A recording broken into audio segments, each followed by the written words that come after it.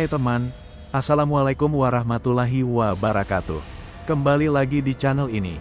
Kali ini kita akan membahas tentang hantu Kuchisake Onna yang populer di negara Jepang. Eits, tunggu dulu. Sebelum lanjut videonya, yuk subscribe channel ini dan like serta share dan komen di kolom komentar jika teman-teman merasa video ini menghibur dan bermanfaat bagi pengetahuan teman-teman. Awal mula dan sejarah hantu Kuchisake Onna. Kuchisake Onna atau wanita bermulut robek adalah salah satu hantu terkenal dalam legenda dan cerita rakyat Jepang, termasuk dalam kategori yokai atau makhluk supranatural. Asal-usul kuno, legenda ini dipercaya sudah ada sejak abad ke-17 hingga ke-19, zaman Edo, bahkan ada catatan yang mengaitkannya dengan zaman Heian, sekitar 1200 tahun yang lalu. Versi kuno paling populer menyatakan bahwa ia dulunya adalah wanita cantik yang menjadi istri atau selir seorang samurai. Karena kesombongan dan perselingkuhan, suaminya yang marah dan cemburu membelah mulutnya dari kuping ke kuping dengan berkata, "Sekarang siapa yang akan bilang kamu cantik?" Wanita itu kemudian meninggal dan kembali sebagai roh dendam yang mencari jawaban tentang kecantikannya. Dalam sebuah koleksi cerita hantu zaman Edo Kaidan Ronosu, terdapat kisah tentang pria bernama Gonsuke yang bertemu wanita bermulut robek yang kemudian berubah menjadi kitsune, rubah bersihir. Setelah pertemuan itu, Gonsuke mengalami penuaan dini dan meninggal tidak lama kemudian. Versi legenda urban modern, pada akhir tahun 1970-an, legenda ini kembali populer dan menyebar luas di Jepang, bahkan menyebabkan histeria kolektif. Beberapa versi legenda urban menjelaskan asal-usulnya sebagai berikut. Korban operasi wajah yang gagal akibat dokter yang terganggu oleh bau pomade rambut, sehingga secara tidak sengaja memotong mulutnya hingga robek. Wanita itu kemudian membunuh dokter dan dibunuh oleh penduduk sebelum menjadi hantu. Korban kecelakaan lalu lintas, pemerkosaan, atau bahkan wanita yang mengalami gangguan kejiwaan dan merobek mulutnya sendiri. Pada tahun 2007, ditemukan catatan bahwa pada akhir 1970-an ada seorang wanita dengan mulut robek yang mengejar anak-anak dan kemudian tewas tertabrak mobil. Peristiwa ini kemungkinan menjadi pemicu panik yang menyebar saat itu. Cerita yang diangkat dari kisah nyata. Bayangan di tengah kabut. Kabut tebal menyelimuti jalan aspal yang sepi. Akiko, 10 tahun, berjalan dengan cepat menuju rumah, tangan memegang ranselnya erat-erat. Beberapa hari terakhir, dia dan teman-temannya selalu diberitahu untuk pulang bersama-sama atau ditemani orang dewasa karena kabar tentang wanita misterius yang sering muncul di malam hari. Tiba-tiba, dia melihat sosok seorang wanita berdiri di bawah tiang telepon. Wanita itu mengenakan mantel panjang berwarna gelap dan masker operasi putih yang menutupi bagian bawah wajahnya. Rambut hitam lurusnya jatuh hingga pinggang. "Anak kecil, apakah aku cantik? Watashi, Kirei." Akiko terkejut dan ingin berlari, tapi kakinya seperti terpaku di tempat. Dia ingat nasihat neneknya tentang bagaimana harus menjawab jika bertemu makhluk tak dikenal. Kamu biasa saja. Futsu desu." Wanita itu terdiam sejenak, seolah sedang memikirkan jawaban itu. Saat itu, Akiko melihat kesempatan dan berlari dengan sekuat tenaga meninggalkan tempat itu. Saat dia melihat ke belakang, wanita itu sudah tidak ada di sana lagi. Akiko memberitahu pengalaman itu kepada ibunya, Yukiko, 35 tahun. Yukiko merasa khawatir tapi mencoba menenangkannya, menyatakan bahwa itu mungkin hanya orang biasa yang sedang dalam perjalanan. Namun, di dalam hatinya, dia ingat kabar yang sudah beredar di kota. Keesokan paginya, kabar menyebar bahwa seorang anak laki-laki bernama Takashi hilang setelah pulang sekolah sendirian. Petugas polisi mencari di sekitar kota tapi tidak menemukan jejak apapun, hanya menemukan tas sekolahnya yang terbuka di bawah tiang telepon yang sama tempat Akiko bertemu wanita itu. Para guru dan orang tua berkumpul di halaman sekolah untuk membahas situasi yang semakin mengkhawatirkan. Beberapa orang mengaku melihat wanita dengan masker operasi di malam hari, dan ada yang mengatakan mendengar suara bertanya, "Apakah aku cantik?" Pada malam yang sama, Yukiko memutuskan untuk mengantar Akiko dari sekolah tambahan musik. Saat mereka berjalan melewati jalan yang sama, kabut kembali turun dengan tebalnya. Sosok wanita itu muncul lagi di tengah jalan, menghadap mereka berdua. Kali ini, dia tidak menggunakan masker operasi, mulutnya robek dari kuping ke kuping, memperlihatkan gigi yang berlumuran darah. Tangannya memegang sepasang gunting besar berkilauan. Sambil menatap Yukiko, dia bertanya, Apakah aku cantik? Yukiko meraih tangan Akiko dan mencoba tetap tenang. Dia ingat apa yang dikatakan tetangga tua mereka tentang cara menghindari bahaya. Yukiko, kamu memiliki wajah yang unik, tapi aku tidak bisa mengatakan apakah kamu cantik atau tidak. Aku harus segera membawa anakku pulang. Kami punya janji dengan suamiku. Wanita itu berdiri diam, mata hitamnya menatap mereka tanpa berkedip. Setelah beberapa saat, dia mengangguk perlahan dan kemudian menghilang perlahan ke dalam kabut, bersama dengan suara bisikan yang sulit terdengar. Baiklah, sampai bertemu lagi. Keesokan paginya, mereka mendengar kabar bahwa polisi menemukan tubuh wanita yang sudah tidak bernyawa di dekat sungai kota. Dokter menyatakan bahwa wanita itu adalah korban kecelakaan lalu lintas beberapa tahun yang lalu dan memiliki cacat pada mulutnya akibat insiden tersebut. Beberapa warga juga mengatakan bahwa wanita itu dulunya adalah seorang ibu yang kehilangan anaknya dan sering berkeliaran di malam hari sebelum wafat. Sejak itu, kabar tentang Kuchisake Onna masih sering terdengar, tapi orang-orang di kota itu sudah tahu cara untuk menghadapinya, dengan jawaban yang tidak pasti dan selalu ingat bahwa ada sesuatu yang lebih penting daripada menjawab pertanyaan tentang kecantikan. Nah, itulah hantu Kuchisake Onna yang populer di Jepang. Selain Kuchisake Onna, kita juga memiliki hantu lainnya yang akan dibahas di video ini dan sama-sama dari negara Jepang. Mau dengar? Yuk, lanjut. Awal mula dan sejarah hantu Yuki Onna. Yuki Onna atau wanita salju adalah salah satu makhluk supranatural, yokai, paling terkenal dalam mitologi Jepang, yang erat kaitannya dengan daerah pegunungan dan daerah beriklim dingin di Pulau Honshu. Asal-usul dan sejarah. Legenda Yuki Onna dipercaya sudah ada sejak zaman kuno.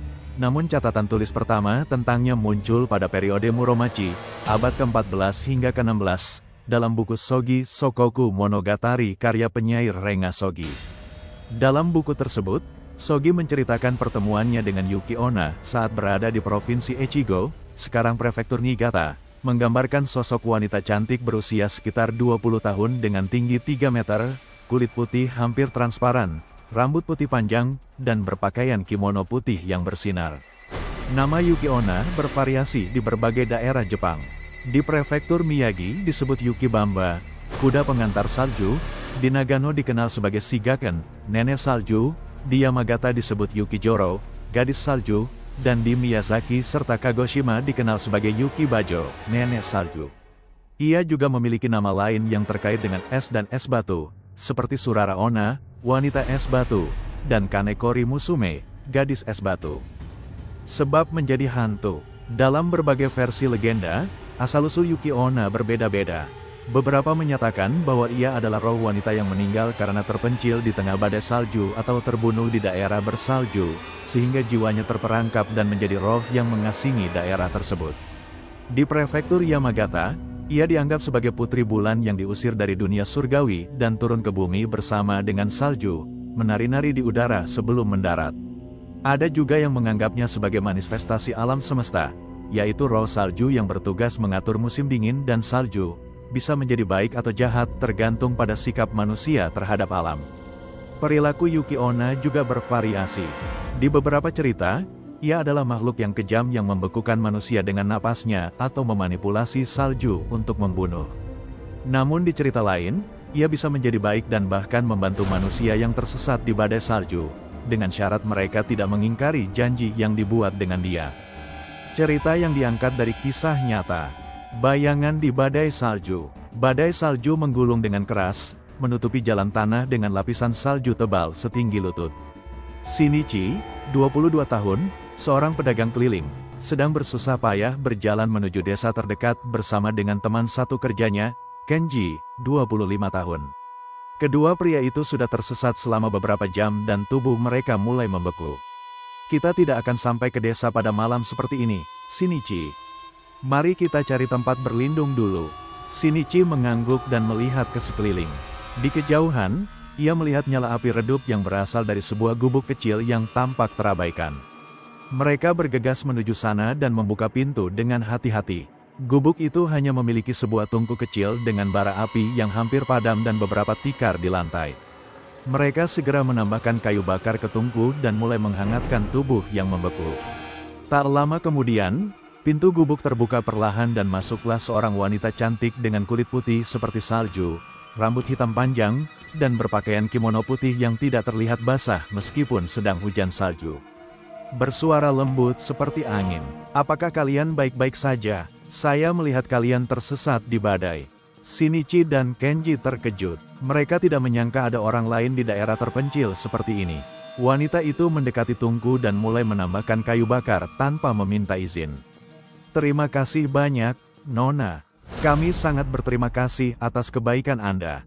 "Siapa Anda?" "Saya hanya seorang wanita yang tinggal di sekitar sini. Bisa saya panggil Anda Shinichi dan Kenji?"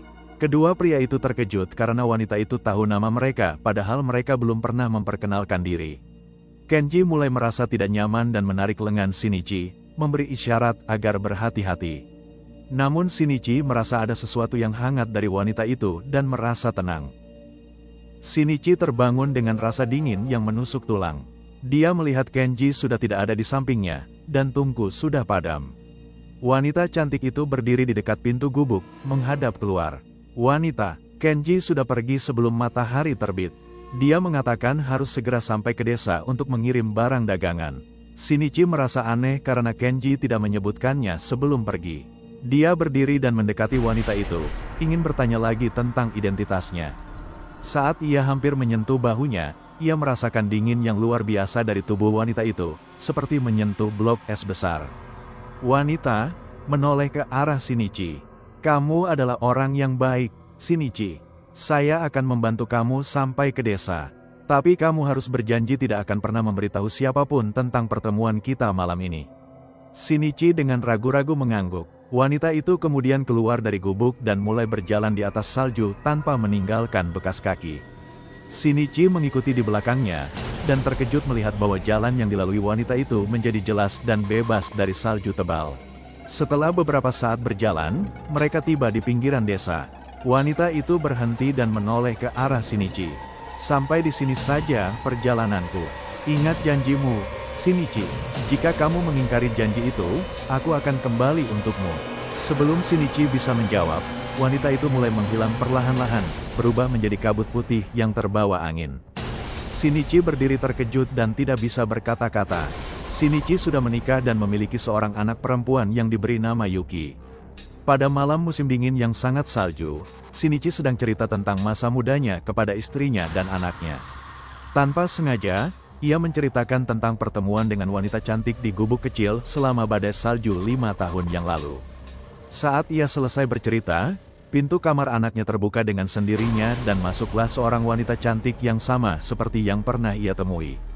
Yuki langsung berlari ke arah wanita itu dan memeluknya dengan senang.